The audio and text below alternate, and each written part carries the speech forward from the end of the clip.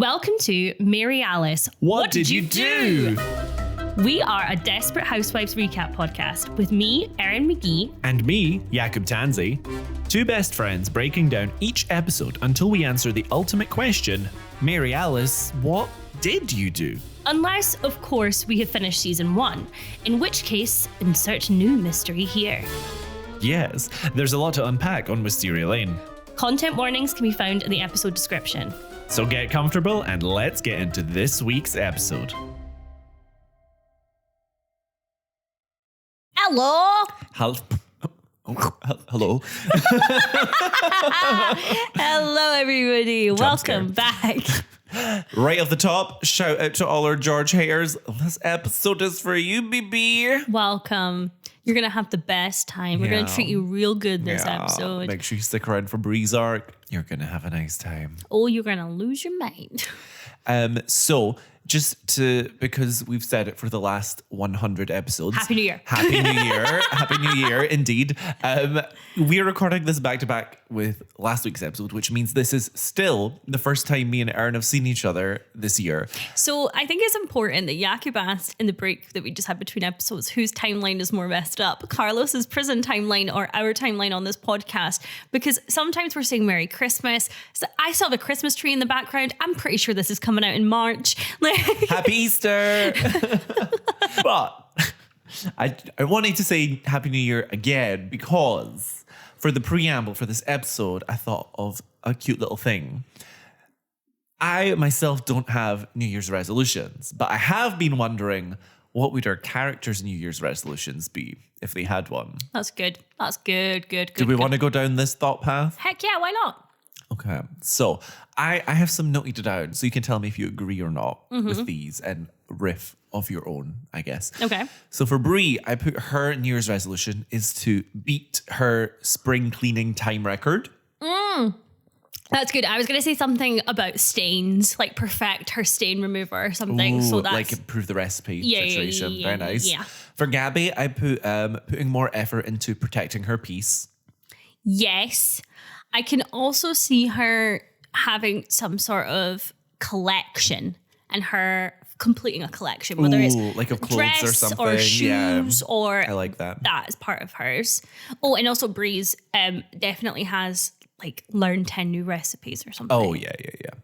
For Lynette, I put to relinquish more control. However, in brackets, I put she will fail. No, I could see Lynette being like, I don't have resolutions. She has that kind of, I don't have time for resolutions. Yeah, I have 4 kids. I like that. She doesn't strike me as someone who would make them. Yeah, that's fair. For Susan, Susan's I got put hundreds. to finish that damn book. Susan's got to finish that damn book, to fall in love, to finally fix X in the house. She's got a lot. She strikes me as the type of person who would have. She's got a backlog. She's got a backlog. And she's got all the ones from previous years she hasn't completed.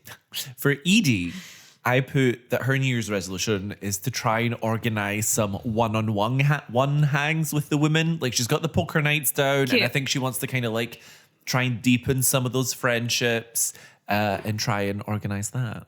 I can see her resolution being something like improving her roster. In terms of the people that she is seeing, she's just with Carlos now. Sorry, Carlos. Oh, we'll get there. Freudian slip. She's just with Carl now. Maybe something like try out a new birth control. Maybe. Improve. Her thing will be now for sure. I'm so confident in this. Improve piano, so that for the next Family Follies. Yes, she'll be ready for the next Family Follies. She's going to have improving the piano. For Ida, this one's silly because do you remember in that episode when Paul Young comes back and the whole neighborhood is out and they're all kind of like competing on their interactions with Paul and Edie's like, I made out with him, I win. So I've put that Ida's New Year's resolution is to seduce Paul Young in an attempt to one-up Edie. No, that's Detective Inspector Hitman's resolution. Ida Greenberg's is to attend regular AA meetings so she stays on the wagon. But do you not think that Paul and Detective Hitman's romance was done and ended in the time that he was away, and that's part of the reason he came back. Not to him, like Detective Inspector Hitman thinks Paul is literally the one that got away. Fair. I can relate. In another life. So I've put for both Felicia and Andrew, Oh God. all caps, just vengeance. I think maybe I should take that on board. I think that would be a cute New Year's cute one for resolution for you. me. I will say. So I finished my first book of the year. That was fast. We're on January 3rd. That's fine. And I am in a new era of mafia romance. The one I just read. That suits you so well. It was a mafia priest. He died and left his legacy to his children. But then his children came up with a way, so they would basically, the mafia priest would listen to everybody's confession and then use that to gain power in the neighborhood. So they didn't want to become priests as kids. So they set up an anonymous tip line called Sinners Anonymous that you could phone and confess your sins. And then they would pick one at the end of the month and say it was somebody being like, I beat my wife. They would just go and kill that guy. And that was the book. And I'm having a sensational time. As I've said many times before, I was destined to be a mob wife. So this is a great outlet for me. Did you finish Minotaur Milk Farm and just had to find something else? I didn't even start. Was it Milking Farm? Minotaur's Milking Something Farm? like that.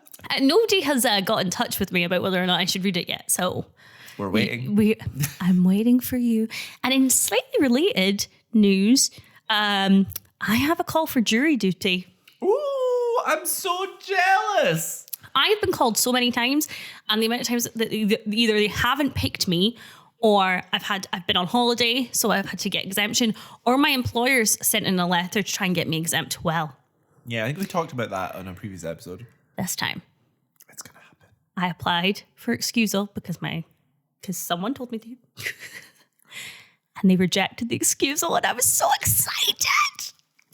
They were like, no, you're doing it. And I was like, thank God, that's what I wanted. I've always wanted to do jury duty. Incredible. In fact, I know this would be deeply problematic and there's a reason that this doesn't happen, but if a job could be like jury duty or like mystery shopper, but mystery juror, I would have a sensational time. I want to be a mystery juror. I am Aaron Burr. I want to be in the room where it happens. It's literally like the twist in this year's Traitors. There's the secret juror. No one knows who they are, not even the judge. Was there not like the secret barrister? Am I making that up? Anyway, how have you been since I last saw you? Fine, I guess. I went to a New Year's Eve party. I didn't talk about this in the last episode. I left at like 7 a.m. Show off. It was a tired time, but it was good. That's the way to start the new year. Yeah. Beautiful. The only other New Year's resolution I wrote down, it was for Zach. And that he's going to finally run a marathon after all his training. He's definitely in marathon training. And I'll tell you now, he's not the only one. We'll get there. Oh. This is season 2, episode 9. That's good. That's bad. That was cute. I like that.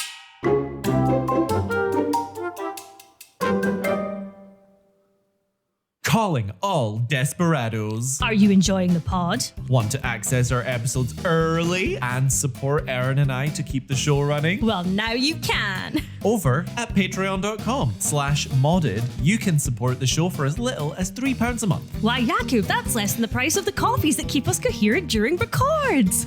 Truly, no joke. You can get a shout out from us here, access episodes a whole day earlier than everyone else, and even get access to occasional bonus watch along episodes. Ooh. We're aiming for monthly. But no pressure. Seriously. We love you either way. It's just there if you're looking for a way to show your appreciation and help us keep doing what we do. Want to support the show for free? Tell a friend. Tell your mother. Tell your aunt who you know loves Desperate Housewives. Tell your therapist. Tell your ex-boyfriend. No, do not break no contact. But tell anyone who might enjoy our ramblings. And leaving a review helps more than you know. We love you, desperados. That's patreon.com/modded. MAWDYD. Now, back to the episode.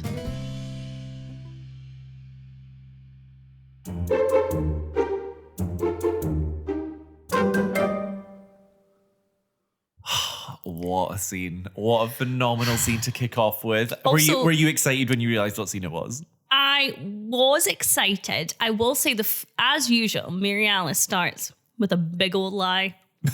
So Mary Alice voiceover tells us what we already know. It's a lie. Well, she says that Brie is the perfect... Oh, I just realized now I've written in my notes. Brie is the perfect hottest. She is, though. Where is the lie? But what I meant to type was the perfect hostess. Even though every dinner party goes wrong. That's what I'm saying. Yeah. Anybody who'd ever been to a party at Brie Vandekamp's thought of her as the perfect hostess. No. She always knows how to take care of her guests. And then we have a montage of dinner parties and settle on a present day one with mostly randoms. But I think Bunch of people we have never seen before. Except for Tish from the country club. Big Tish. Big Tish. We love you, Tish. I do think that it's meant to be... She does say later in the episode she's been getting involved with some charity work. And I assume... in some way, these people are connected to that charity work. I assume that all of our characters have relationships and interactions off screen that are not relevant to the plot. You and I don't. We immediately just go into standby mode when we stop recording, just like two mannequins waiting for next week. So Mary Alice tells us that on this particular occasion, our perfect hostess would find herself in an imperfect predicament. The guests are wondering what a noise is that's coming from outside. And when Brie investigates, she finds it's George playing music and singing through a mic some romantic song in an attempt to win her back. It's extremely cringe. This singing makes it so much worse. And again, I've said this before, folks. You know I'm going to say it again. Being sang at when I didn't ask for it and didn't know it was happening is an extreme fear of mine. Jakub Tanthi, have you ever sang to a man? Not in this kind of unprovoked way ever. I'm a woman who dates men. I've had a lot of men sing to me. Wow. So George refuses to knock it off. So Brie tells her guests to take a seat as dessert is about to be served. I will say, sorry, before you continue, it does annoy me that George can actually sing. That really annoys me. I didn't even clock it. I just hate him so much. I'm blind to his good qualities. He also says he has a whole medley prepared. He's doing the ABBA remix. Yikes. And I hate when people put the ABBA remix on at karaoke. I hate it. So do I. That's a rant for another time, maybe next week's preamble. Dessert's about to be served, and then she proceeds to serve the sweetest meme content to us, the viewers. She goes upstairs and she takes out a shotgun from a case under her bed, opens the window and shoots the sound system George is using. Fun fact for the Desperados. The profile picture for our Google account for the pod is Brie aiming with this shotgun outside. When we first made the Instagram account, when we were talking about this, we put that as a temporary picture until we set everything up. And for our non-official accounts, it remains. It's still there. Brie says, I'll be riding shotgun. I also like that he has a van because that is going to come back to a question I have later. Oh, okay. Mary Alice finishes by saying that Brie especially knows how to take care of her guests who aren't invited. The smile she does after the shot is so chic. It's incredible. And then we get the shorter theme tune again. Disappointing. Bring it. I did know that eventually it's just the title card. Yeah. But I thought it was later, and I'm sad. But regardless, I'm going to go, wow! Yeah. Yeah. Oh, we could click it. That's a good idea. Hold on. Wait, I can clap it. I can't click it. Okay. 3, 2, 1, and...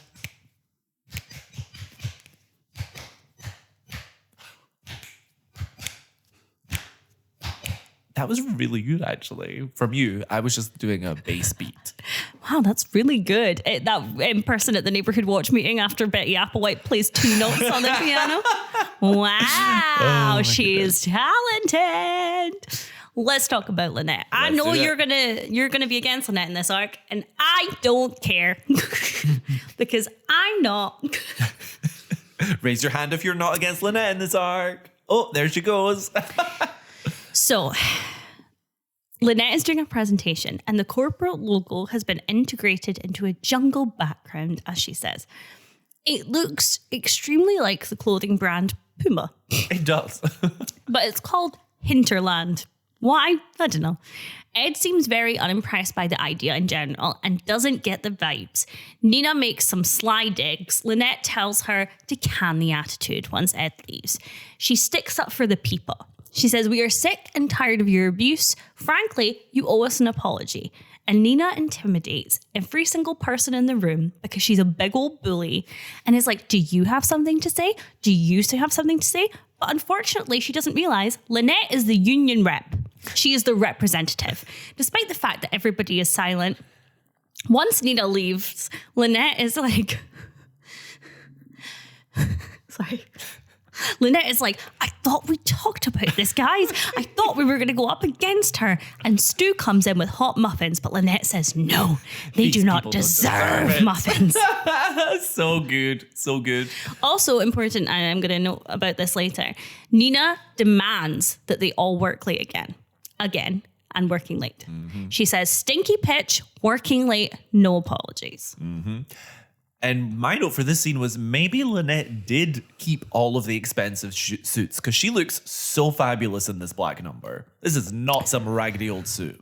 This is not an old maiden type of suit. It is not. She did not put it back on the rack. On the rack. In our next scene, Lynette drops by the office late at night, only to discover that Stu and Nina are still in the office and they are hooking up. Dun, dun, dun. That was very good. We've still seen Lynette style-wise in her non-working days wearing her usual attire, but here, and a couple other situations coming up, it feels a bit more elevated. I feel like we're in a style shift. She got a taste for shopping. Yeah, Gabby's hooked her up with some clothes. But I put it as a note of maybe her and Tom really are enjoying their life a bit more, which is a bit funny because you were just talking about the suit. I love it. I love that for them. So Nina spots Lynette's head poking in and Lynette gives her a very sort of disapproving parent kind of look before we transition to the next morning at the office. So everything about this scene is great. We have Nina making eye contact while she is macking with Stu. And instead of running, Lynette is smirking. She's like, "I've got you. I've got you." Wrapped around my little finger. People at home, you've heard of Gabby and John the child gardener, but have you heard of Nina and Stu the child kidnapper? Discuss. I love that. The next day, Lynette basically skips into work. Once again, much like myself, when I know I've got something on someone. She's like, "Hi, Nina." They all have new work mugs. Just something I've noted. Nina is wearing my... Sorry, I'm just imagining that after the spillage instance, Nina has gotten a bunch of mugs with really wide bases to avoid spillage. Nina is wearing my weakness, a velvet ensemble, nice ensemble. Lynette sits down in a power move at her desk while Nina is pleading her case about what Lynette saw. Nina says, "Do you want a raise? Do you want a better office?" But Lynette, as previously established, is the union rep. Lynette just wants Nina to be nicer to everyone. Lynette is the people's princess. That she is. Lynette is a woman of the people. And then she threatens taking Nina's parking space, but she was just joking about that one. Or was she? In the next scene, immediately, what is going on with Lynette's hair? Oh, I hated it. I've literally put Lynette's hairdo is so unflattering. She looks like she's balding. It's a confusing side part. I don't know what happened there, but it's bad. Also, she walks in like, "Who are you?" And it's like, "I'm the owner of this house." Lynette comes to the office to find out that Nina fired Stu to get ahead of Lynette's blackmail. Yep. Under the guise of the firing being the result of his performance review and basically threatening Lynette to keep quiet about this with her own performance review coming up. So she says that there's going to be layoffs. Nina's going to be in charge of who gets laid off. And she heavily implies to Lynette that Lynette's job is in danger. If she doesn't keep quiet. Exactly. It's also interesting that Lynette has not blackmailed Nina with anything but being nice. I continue. Lynette meets Stu for tea on her porch of her house. From the outfit, we can deduce that it is the very same day, and she has not messed around. She has worked fast. Stu says he doesn't think his firing was that unfair. He was always late. He broke the copier. He stole a lot of paper clips. What an odd thing to steal. Yeah, what is Stu getting up to with those paper clips? What's he doing with the paper clips? Anyway, Lynette is meddling and mentions that Nina fired Stu after they were caught sleeping together. Lynette correctly explains that it is sexual harassment. Lynette wants Stu to talk to Ed the boss and mentions that in theory he could sue for millions. So of course it would be, something that Ed would be interested in. Lynette pretends that Nina wouldn't get in trouble, which is clearly untrue, but this is psychological warfare. And you know what? I'm on Lynette's side. I don't care that Lynette meddled. I'm glad she did. Nina pushed her too far. She's threatened her job. She's bullied her. She's spoken to her like crap. She's made her stay late all the time. If anything, I'm like, go get her, Lynette. Go get her. Finish this. It's Mortal Kombat. Finish her. Hell yeah. In our next scene, at the office, there has been mass firings happening. As Stu has basically blackmailed Ed with a video of him and Nina. I wrote shagging because that's the word Stu used in the previous scene. Which I love because it's weird hearing Americans say shag. It is. I had a visceral reaction to it. So, I think the video of Stu and Nina was shot in Norma and Leonard's video studio. See, I assumed it was with the high-tech webcam that they had from before. Well, in that case, Ed has nothing to worry about because there's no way they'd be able to tell who they were. Also, did you see that little Pat on the reception desk is wearing the wildest blouse? It is straight from Martha Hooper's closet. Oh my God. It has houses on it. It's insane. Oh, I love it. I think Pat remains as the receptionist for a few episodes, so I'm excited for more of Pat, who's replaced Stu. But so basically Ed is firing people because with the money he paid Stu to not sue for sexual harassment, he can't afford to make payroll if everyone stays on the payroll. Mm-hmm. More importantly, Nina has been fired and Lynette, well, she's the new Nina. Even more importantly, what do we think of Ed's shirt and tie combo here? It's like a khaki shirt with a deep purple tie, and I genuinely can't make my mind up about it. It's a no for me because I despise the color khaki. Okay. Nina raises a glass to Lynette and says, congratulations. Yes, that is next. Sorry, please continue. I thought I had another note, but no. Oh, and I just wanted to clock that as she's saying this, she is fully drinking wine at work, which I enjoy. I would argue she's no longer working. That's true. Lynette steps out of Ed's office and is face to face with Nina, who is a lot more relaxed than we've seen, a lot less wound up. She's, as you say, drinking wine, and she seems somewhat relieved, having been the only one holding down the fort under Ed's incompetent leadership, she claims.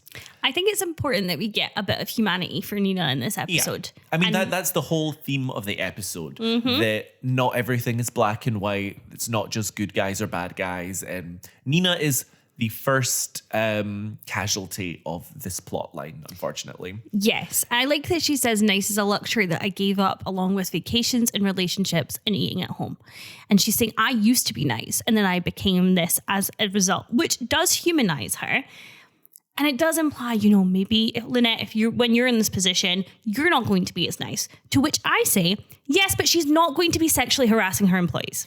Yeah, I mean, that's by the by in the sense that that's a bad thing she's doing. I don't think that is relevant to how nice or not she is around the office. Oh, no, but it's this way of like, it's your turn. And I'm like, let's not pretend that it's quite the same. Yeah. Also, the wine is clearly blackcurrant juice. That's not right. Yeah, it did not look like wine at all. But I like that she kind of handed it to Lynette, like, I think you'll need this more than me, as she left. It was an evil passing of the torch that I enjoyed. Indeed. And that's Lynette. And that is a wrap on Nina.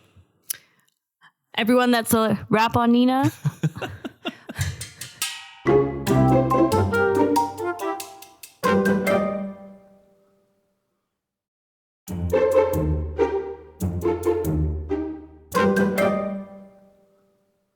Gabby gets a call. Hello, my name is Mark Martinez. Because of course it is. I am the assistant warden at the jail.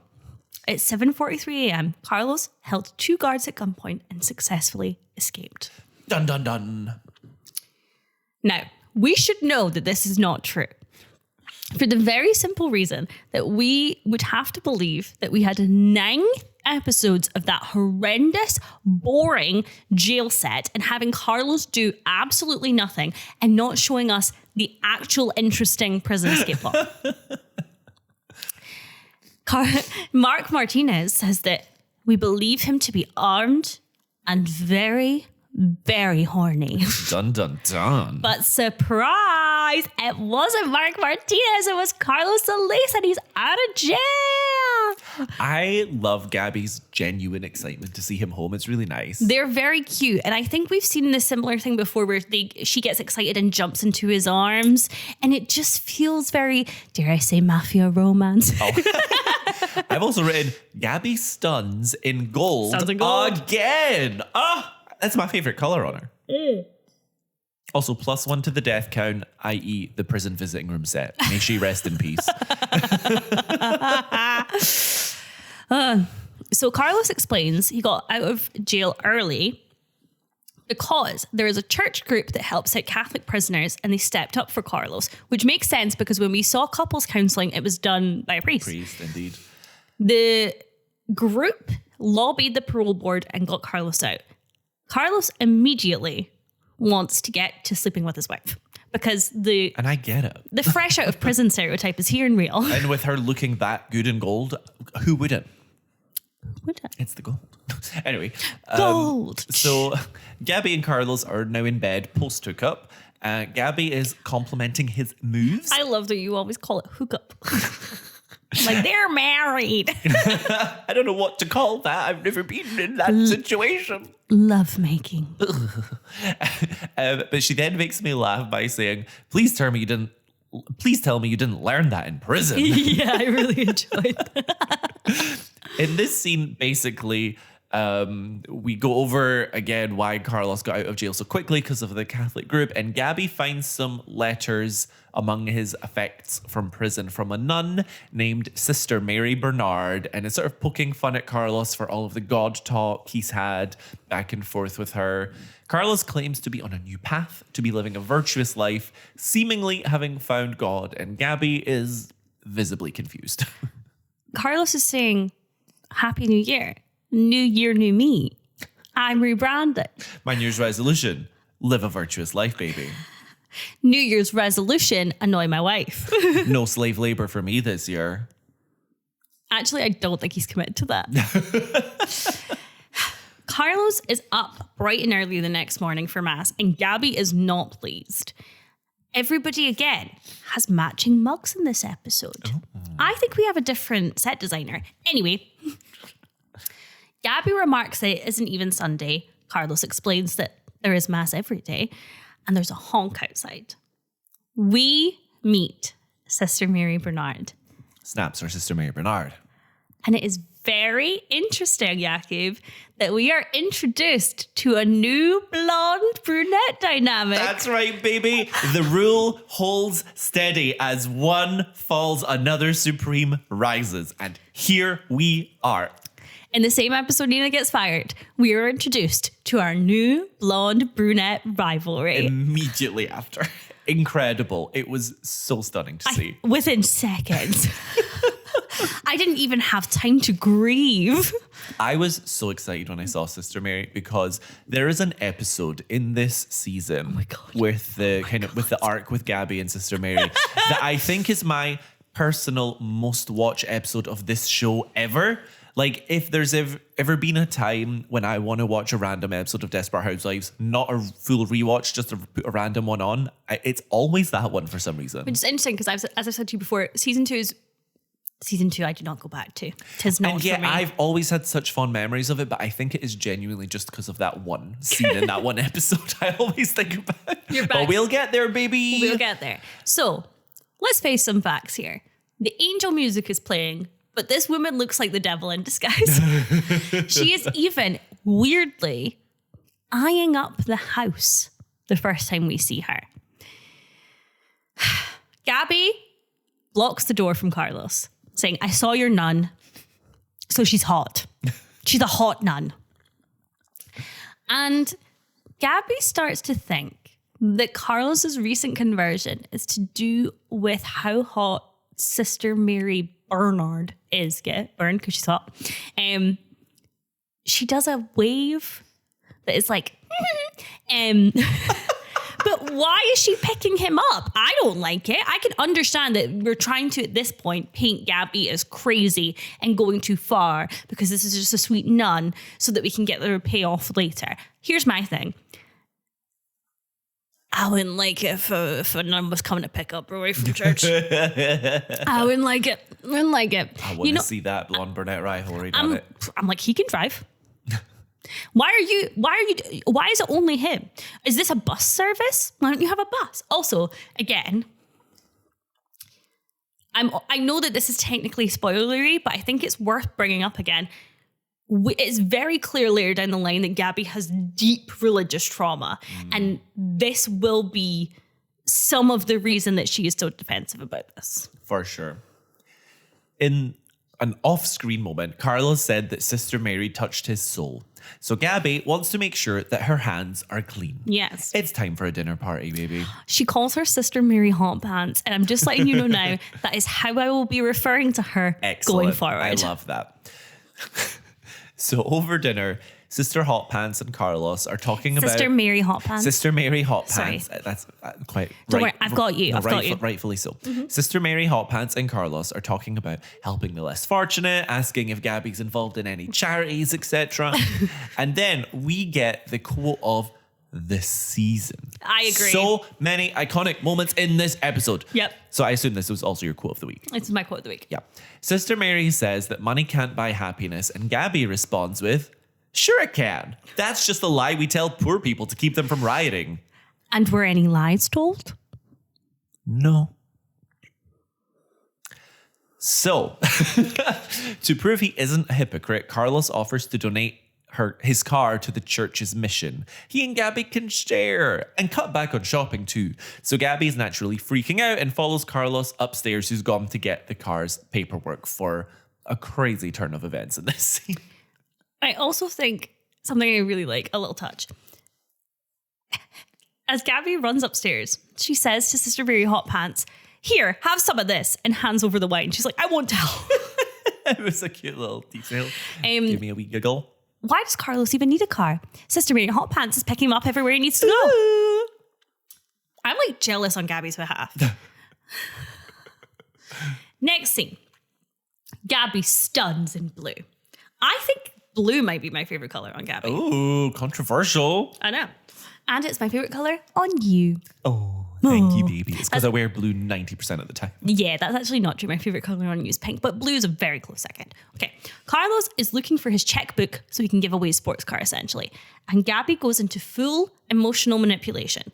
She pretends to want to be a better person too, and then tries to seduce Carlos. Carlos points out there's a nun downstairs. Gabby says she can wait 5 minutes. Gabby, again, does her default move of thinking the only weapon she has at her disposal is her looks and her body. And I think that to a degree, she's intimidated by the nun, and she's going, what is the one thing that I can do for him that she can't? Mm-hmm. So presumably, love making a curse.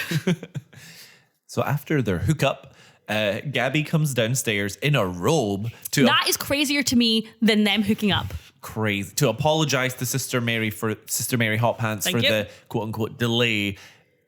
I mean, Mary's obviously knows what's happened. Insane behavior. But Insane. But mostly she's come down to have a word alone with her now that Carlos is good and distracted. But also, what is Carlos doing? Having a nap? I mean, as we saw earlier, And I think, as she says after their last hookup in the episode, men are useless after sex. I don't think that's true. You're a grown-up. Put some trousers on and go and talk to your nun.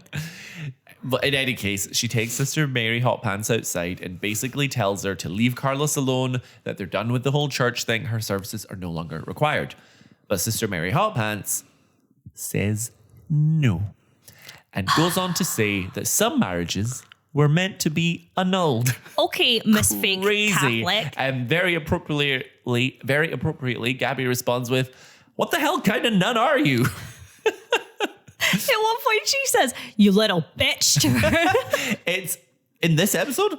Yes, it's in the same scene. Oh my God. She says something like, listen here, you little bitch. Oh my God. It's square goes between Gabby and Sister Mary Hotpants, and a new supreme rises in this moment.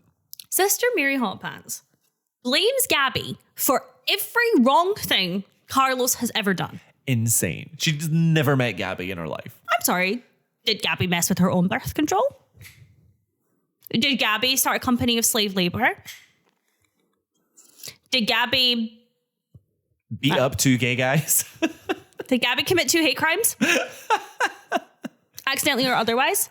But she's basically saying that, it's the classic toxic thing of, oh, let's blame the women because she forced the man to do those things to try and, keep the marriage afloat and whatever. I hate her. And also, it fully convinces me that Sister Mary Hotpants is after Carlos.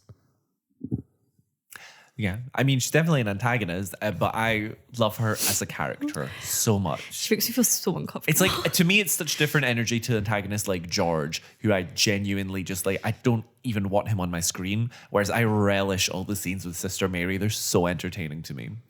I think, in a way, George is more threatening. Oh, for sure. I mean, because obviously. Some of the thing with George was... obviously he's a murderer, but he had Brie fooled. Yeah. Whereas from the beginning, we can see that Gabby's not fooled. So we can enjoy it because it feels more lighthearted. Because I know what you mean. That's a good point.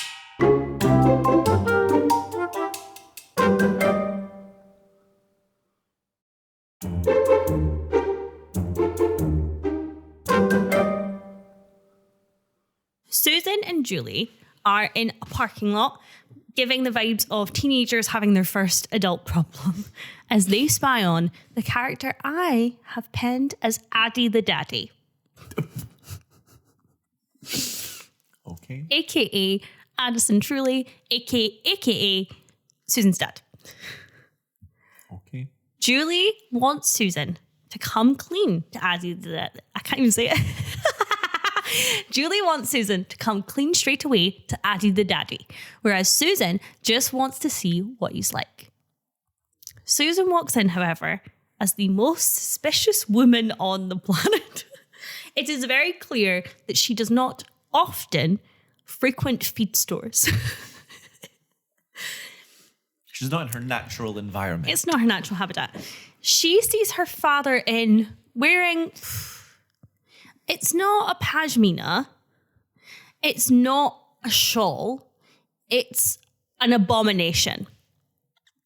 I'm so glad you said that, Erin. I have a lot to say about that. That's all I have to say. Her season 2 fashion has been absolutely egregious. I hate this even more than the minging blazer from a couple episodes ago. Mm-hmm. She's got a perfectly nice outfit on. I don't know why she's thrown on this old bath mat with a hole cut in it for her head and popped it on like a bloody poncho.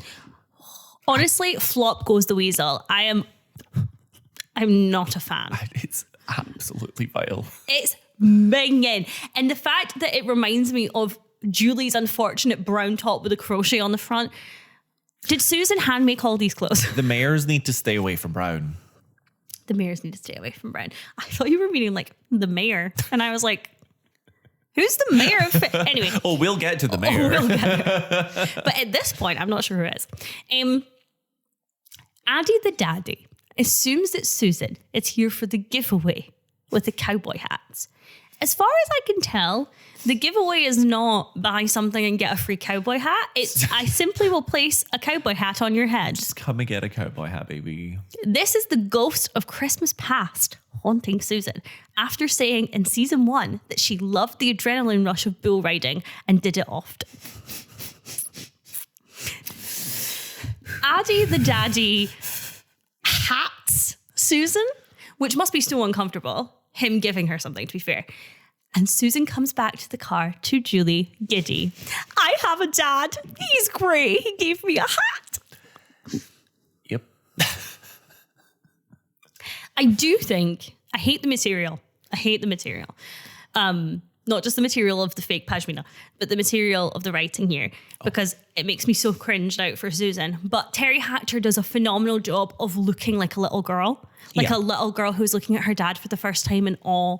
She has that great vibe to her. Yeah, I mean, she's been lying to herself that, I'm just going to scope him out. And then that bubble bursts and it's like, nope, full on, I want a dad. I'm letting myself have that caveat before I rip into her. So now we come to poker night. Woo! Lynette is complaining about Nina because we're not recapping the scenes chronologically. And that's the way it is. From the way the women are... Happy New Year! From the way the women are reacting, it seems they have developed some kind of drinking game around every time Lynette mentions her. It's very cute, actually. Yeah, I liked it. I can't remember what Lynette says, but Edie segues the conversation to Susan's dad very bluntly with a, speaking of child abandonment. I love Edie in this scene. Dare I say, this is old Edie. Oh, it was a lovely blast from the past. This is season 1 Edie. This is the girl I know and love. First of all, I love the touch that Susan is in poker night in the hat. In my head, she has not taken it off since her dad gave it to her. Indeed. Well, I know what Lynette says because I want to talk about it. Lynette says, if one of you would just agree to raise my kids, and Edie laughs, which makes sense because Edie isn't even raising her own kid, never mind anybody else.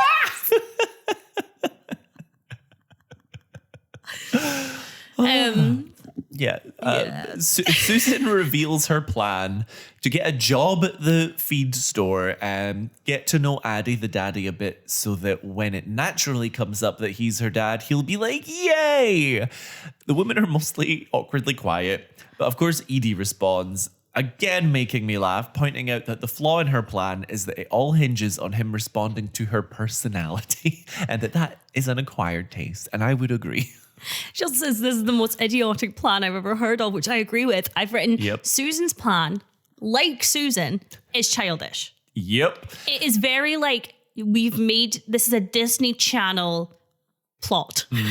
Very that. Bree tries to temper Susan's expectations, but clearly her hopes are not lowering. The scene ends with a sort of interaction that I really don't like. Yeah.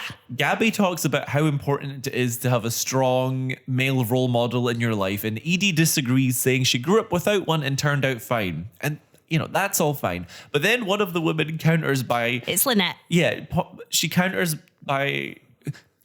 Edie's point by asking her how old she was when she lost her virginity. And I really don't like the implications. Are we saying that if you grow up without a dad to protect you from other men, then daughters will end up becoming sluts? Also implying that being slutty is a bad thing as well? It's all bad. It's all bad. That has been the stereotype for a very long time. The classic daddy issues trope makes women more likely to sleep with people or seek male approval more often and things like that. And it's gross. And I hate it. The only thing I do like is that Lynette makes that joke. Edie says, point well taken, and doesn't even flinch at it. That's the only part of it that I can stand. But if anything, that's validating the point Lynette is making, and I don't like 100%. I just like that Edie is unashamed of it. I like that she's not embarrassed or going, oh, I never thought about it. Like, it doesn't get to her. Edie could not care less. And I appreciate that part of it. Fair play. We're at Addie the Daddy store. Thank you for also calling him Addie the Daddy. It's that kind of solidarity and loyalty, which is one of the reasons I love you. Susan is overqualified for the position. And Addie the Daddy offers her the position anyway. Sorry, this scene makes me so uncomfortable. Rightly so. She says that she is caught looking at him and says, I was looking at the color of your eyes. They're just like mine. They're nice. which is not true because their eyes are not similar. It is a Harry Potter level of you have your mother. No. Addie the daddy then thinks that Carol, Addie the daddy's wife, has sent Susan as a honey trap. Addie the daddy says, if a private detective couldn't fool me, then you're not going to either. Which means Detective Inspector Hitman tried to get Papa Mayor, aka Addie the daddy, to cheat on his wife. In my head, this is Detective Inspector Hitman in a wig has come to the store and tried to tempt Addie the daddy. Because we all know he's saying private detective. He's the first one in the yellow pages. It is established. I can't see any flaws in that theory. There's no holes. There's no holes, people. It's literally, it checks out. I picture it just him in a blonde wig, a cheap blonde wig, being like, come here often. Then the part of the scene that makes me feel physically sick. Addie the daddy says, you got a sexy walk. You got a tight little ass. There's no amount of times I can watch Addie the daddy tell his daughter that and not have a full body convulsion of cringe. Susan blurts out, I'm your daughter. And Addie the daddy runs away. He closes the door on her. She knocks, then comes into the back room of the store. But sadly, Addie the daddy has had a heart attack, which I think is an appropriate response to calling your daughter sexy. Karmic justice. Karma's always going to be served. But he wishes he hooked up with Detective Inspector Hitman now. Mm-hmm. I don't think anyone would regret that. So, Susan's dad is fine. He just has a bad heart is all. At least that's what he says very casually. Yeah, enjoy your genetic trauma, Susan. Shouldn't we get Julie checked as well? Like, that's a conversation for another time. Susan is visiting him at the hospital, but Addie the daddy wants her gone because Carol is on her way. And finding out that he has an adult love child running around could be the straw that breaks their marriage. He admits that he has a wandering eye, which again lends itself to the Detective Inspector Hitman theory. But all roads. My main take from this scene is, look, I've not had a dad before, but I don't think this is how it's meant to go. No, I can confirm. He's very dismissive of her, albeit politely, but Susan isn't having it. She wants to have coffee or something occasionally, a chance to get to know him. The feeling is not mutual. He is ridiculously harsh and cruel. And it's to the point where I feel like, do you know when somebody says, what's you should tell him the truth? What's the worst that could happen? This is the worst that could happen. He called his daughter hot, wants nothing to do with her, and is trying to shove her out the door. Like, this is why I have anxiety, Jakub, because these are the scenarios that I think are going to happen, and then sometimes they happen. Sometimes. Eventually, Carol does come in, and Susan introduces herself to her as her husband's guardian angel, the woman who called 911. Everything Susan is saying clearly kind of has like a double meaning, and she just makes it clear that she isn't giving up on this relationship. So, two things. First thing, I can't be bothered with it being Carol and just having another minor character. So my request, if I were the writer or one of the writers, I would have had Carol be Pat, the receptionist. Cute. I think that would have been cute. Cute little link. The other thing. This scene, which Susan approaches towards the end with class, I think, and a bit of grace, she gives him the kiss of Judas. But that certainly was not something that occurred to me. In such a Catholic episode, Jakub. The Catholic episode title.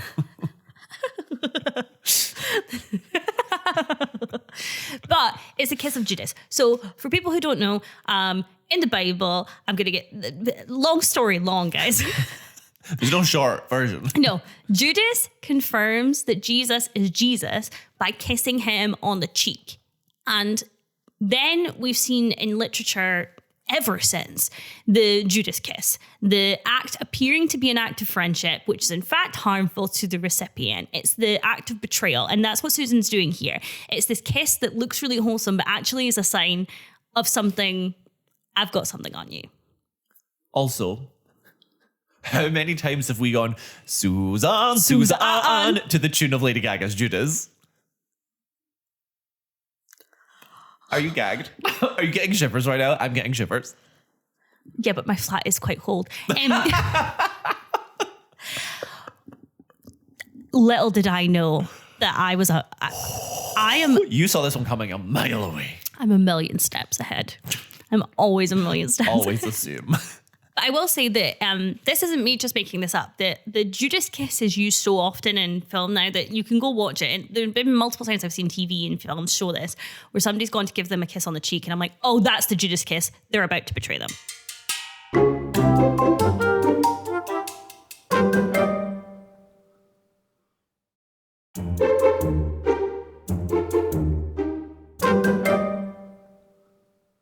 Let's go all the way back to the start, folks. Hell yeah. It's the Mary Alice voiceover, where she says that good guys wear white hats and bad guys wear black hats. And we see this little cute montage of two kids in cowboy hats. Again, kind of alludes to Susan as being childlike with the cowboy hat in the episode. Nice detail. Yeah.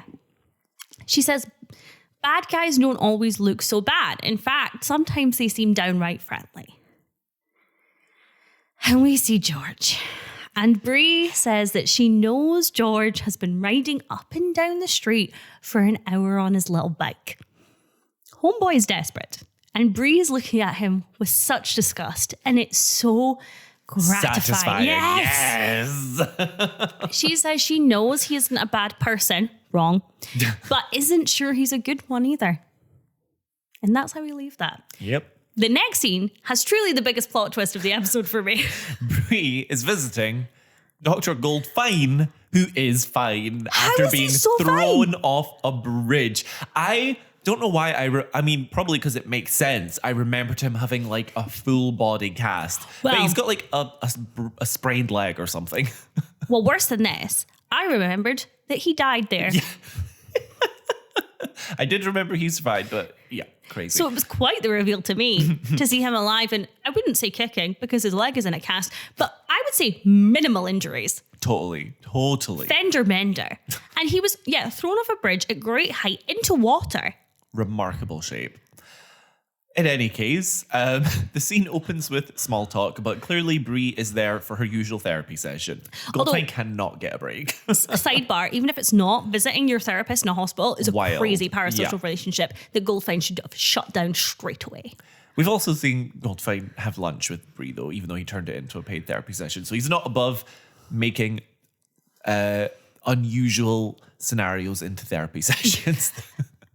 He's like, well, I've got the time. As long as Bree pays her, it's official. It's on the books. Do you know what, though? I do wonder if his medical bills from this are steep. And he's like, do you know what? I'll take a client. Gotta do what you gotta do. Gotcha. It looks like my hair's sticking up, but it's the top of my Christmas tree. Anyway. Yep, so... Sorry. It's fine. So Bree's telling Goldfine that she broke up with George, and he's genuinely shocked. Loved that. Goldfine gives his spiel about not believing anyone is truly evil and that some people are just mentally ill. But the exact thing he says is that people either have mental health or they don't, which is a wild thing to say. I would argue everyone has mental health. Yes, that's why it's so wild. But again, it is canon. He's not a particularly good therapist. I also have noticed that Dr. Goldfine is married. He has a wedding ring on. Oh, Just a little. there we go. Well, his wife's not there. Maybe his wife is Pat, the receptionist, and that's why she couldn't be Addie the Daddy's wife. Patricia Goldfine is a very Desperate Housewives name. I love it. So he even talks about how he doesn't think whoever threw him over the bridge is evil, and in passing... That's why Pat had to get the job as a receptionist. She's gone back to work to help pay for the medical bills from the bridge accident. You're so good at putting the pieces together, Erin. What would we do without you? Ironically, there was a jigsaw on my living room table. And it is complete, you know it. It sure is. So in passing, in this bit of chat, Goldfine mentions that the man's blue bike, which gives Bree the realization that it was in fact George, who threw Goldfine over the bridge. And thank God Mike Delfino didn't hear this, or we would have to continue for 18 more episodes before this connection was made. And it still wouldn't have been made by Mike. No. The second Bree says, which by the way, I love because I understand that they couldn't have made this sound natural, but Dr. Goldfine being like, he just rode up on his little blue bike. You didn't see his face, but you saw his little blue bike. What are we doing? Anyway, George is coming home fuming with his shopping. He is walking. I don't know why, but that really threw me. Okay. We know he has a car. We know he has a bike. Well, Bree shot his car. The top of it. The top of it, but we don't know what maybe it's in the shop getting repaired. Perhaps. And maybe it's too much shopping to carry on his bike. I didn't see a basket on it. It's only 2 little bags. And isn't the point of the suburbs that the nearest shops would be so far away? Isn't that like most, I don't know.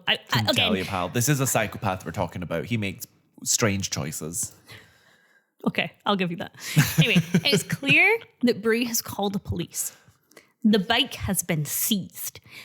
George hides in the bushes and calls Bree. And Bree listens to him on her answering machine until she eventually picks up and says, George, I know what you did to Dr. Goldfine. And we have our season 2 version of, I know what you did. It makes me sick. I called the police. I've already told. She encourages George to turn himself in. But George is not too excited by that prospect. He drops the shopping and runs to Zach Young. AKA, he just bolts. I also, seeing the police raiding George's house reminded me of a moment, like another iconic meme moment we have coming up in the next episode too. So look forward to that. I can't think of what you're talking about, so I'm excited. You're going to have a great time. So, in our next scene, George is sat alone in a hotel room. A staff member comes to his door and George gives him a big old tip to deliver a note to Bree, who is a co-chair of a charity event taking place in the hotel's function room downstairs. We have another note, people. We have another note. Can't the show get enough loves of them. a note. This is note sluts. Note of the week. Note of the week. And he asks the staff member to call him or call the room if he sees Bree take the elevator after reading the note. So Bree receives it and opens it, and the note says the following. I can't live with you thinking I'm a bad person. I've taken some pills. If you could do me one last kindness, please come up and say goodbye. I'm in room 617. Basically the worst and most heinous attempt at manipulation yet. The cheek of the emotional manipulation of this, it makes my blood boil. It's very much a last-ditch effort from George, basically. Like This is throwing his- everything at it. It's his Hail Sister Mary Hotpants. I was just about to say that exact thing. And that could be the title of the episode.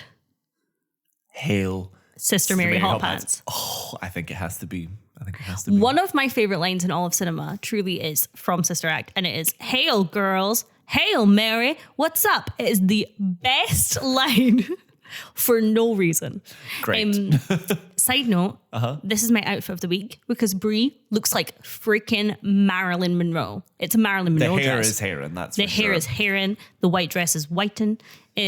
So yeah, Bree immediately calls Big Bad Barton, but before she can tell him what George is doing, Barton explains that they think from what they found in the raid at George's house that they believe he is responsible for Rex's death.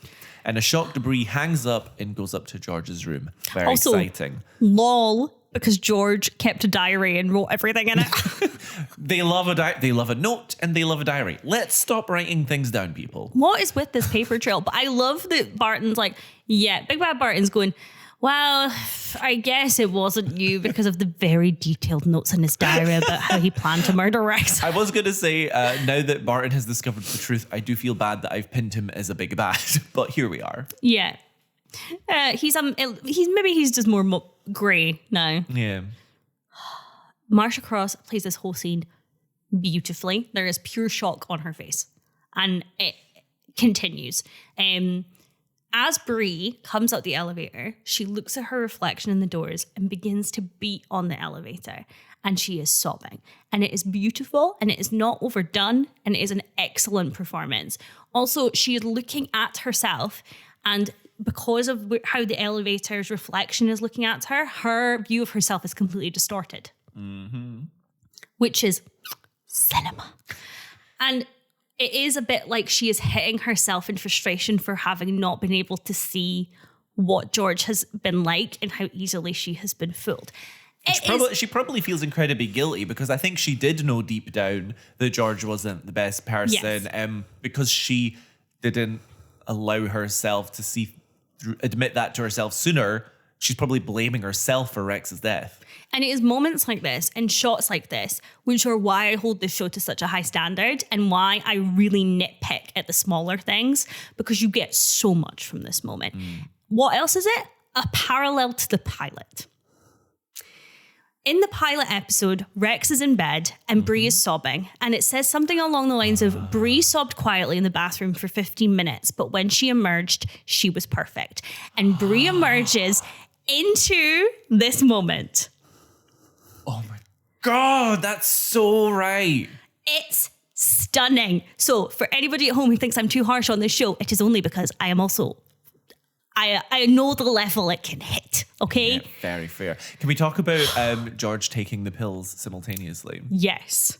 So George is taking pills saying, she loves me not, while this scene is occurring. And he is chasing these pills with what looks like bourbon, could be whiskey. It's some sort of dark liquor. I mean, he takes a whole handful of them at the end. And my note was that this is probably how I look every day popping on my loperamide. Yes. Which I do have a prescription for. It's prescribed. I think it's also important that Bree presses the emergency stop button for a moment. It gives her a moment to be completely alone. It gives her a moment to process. And it also delays her going to George. This is important because the bellboy phoned George that Bree was on her way up. But it's clear that Bree wasn't as quick as George thought. He wakes up not knowing how long he has been out of it. He is clearly annoyed that Bree hasn't ran to his rescue. So he uses the hotel phone to get help and to get an ambulance for himself. That is the moment George's arrogance is his undoing, and it is delicious. He calls the ambulance off when he hears Bree outside, wanting Bree to be the one to save him and see him this way. When Bree comes in, George pretends the idea of Bree thinking him capable of hurting Goldfine forced him into this whiny little bitch of a suicide attempt. George says, maybe I don't have to die. I could face the police, knowing that you would be there for me, that you'd stay my friend. Then I'll have something to live for. And Bree sits at George's side, all in white, looking like an angel.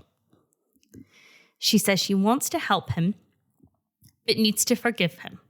And to do that, he needs to admit what he's done. Again, in this episode, with such a heavy theme of Catholicism, this is so interesting. She's literally all in white. She is an angel. She is glowing. And she is asking him to atone for his sins and to confess. It's given Catholic. Episode title.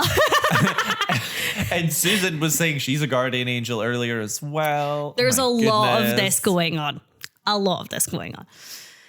Bree manages to manipulate here by pretending to be sympathetic to George, borrowing Goldfine's exact words from earlier to make it sound convincing for herself, and manages to get George's confession, which comes in a roundabout horror movie way that he did things, quote, because Bree wanted him to. You know you did. And Bree is freaking disgusted, and so are we. Then George does a, Mr. Stark, I don't feel so good. And Bree says not to worry. She's called the ambulance and that they're on their way. George smiles and closes his eyes, and it's very clear that Bree didn't call anybody. Goosebumps. I am Chills. popping the champagne because I will never have to sit in front of this microphone and talk about George ever again. This is such an interesting choice. From a woman who constantly tries to be perfect to commit what is a very understandable sin like this. Well, I mean, again, it's the whole theme of the episode. No one is all good or all bad, and Brie is not all good either, you know, because this is, although it's understandable, it's a bad thing. So, you know, it all fits so nicely. I do wonder if one day she'd come to regret it, though, purely because I think if it were me, I would want to see George rotting in jail. This feels like an easy way out, you know. I don't think so. I mean, he's not been killed by Brie. He's been killed by his own hubris, his own arrogance. He has been the architect of his own misery.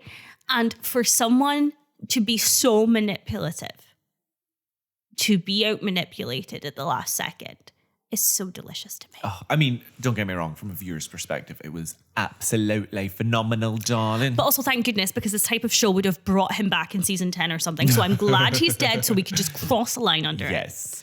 So in our final scene, Mary Alice voiceover wraps up the episode once again talking about how it can be difficult to distinguish the good guys from the bad, that sinners can surprise you, and that the same is true for saints.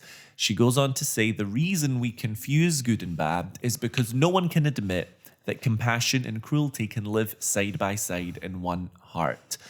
Which I think is a really good line, actually. It's beautiful. And put with everything, like the costume of this episode is so significant because, again, I'm not trying to, really hit the point home, but we have Mary Alice introduce this idea of good people wear white. And then we watch a bunch of people in white make very questionable choices. And we see Susan in a black hat being a good person, but also there's betrayal in there. There's the Judas kiss. Brie's in white. Sister Mary Hotpants is in white.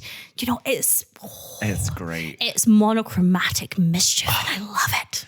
So yeah, she finishes with compassion and cruelty live side by side in one heart, and that anyone is capable of anything. And with that, we see Brie leave George's room, his body laying in the bed, plus one big old one to the death count, thriving. R.I.P. George, you will not be missed. What a dream come true. Jakub, what an episode. What a phenomenal episode. Okay, so something I wanted to check. This week, we've not had any of the Applewhites. But I did want to address that is the last time we see that actor play Caleb. Caleb is recast after this moment. Is he? I don't think I've ever clocked that before in a rewatch. That is interesting. And I've tried to look into it, and I don't know why he was recast, but recast he was. Well, damn. So, there's that. Who was your monster of the week? It feels so boring to give it to George, but it's hard not to. Just scanning through all the plot lines in my head quickly. Maybe it might be Addie the Daddy, if not George. I would say Addie the Daddy, if not Bikes. Yeah, Bikes are little grasses, aren't they? They're such little grasses. And then for my worst neighbor, I put Gabby and Carlos for having the nookie while they were having company. They were partaking in the dance with no pants. And you were getting on at me for calling it a hookup. Dance with no pants is so good.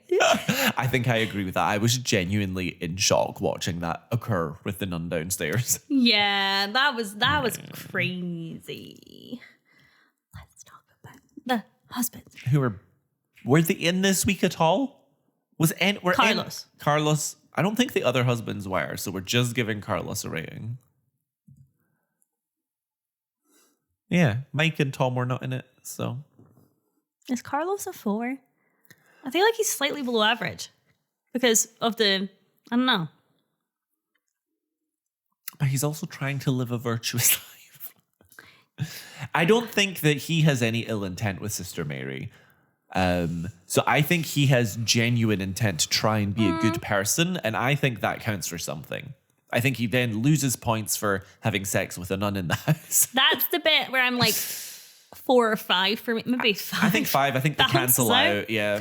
But I think him having sex with a nun in the house is just an example of how fake his extreme Catholicism is and how fickle it is. I don't think it's fake. I think he's new to it and that he's not very strong when it comes to that kind of thing. And that I think he believes he's trying to be a good person. I don't think it's fake in that perspective. That's interesting because I don't believe him. Huh. Interesting. I don't know why. I just don't believe him. He gives me the vibes of someone who's like, well, they got me out of jail and I was already Catholic.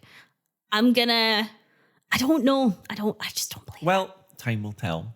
Time will tell. And until next time, please, forever, stay desperate. Thanks for listening to this week's episode. Be sure to check out our Instagram for visuals, behind the scenes content, and more. You can find us by searching for Modded, that's MEWDYD. Or just search for Mary Alice, What Did You Do? This podcast is brought to you entirely by us, Erin McGee and Jakub Tanzi. If you're enjoying the show, don't forget to leave us a review. It really helps us out. Join us next time for another episode of Mary Alice, What Did You Do?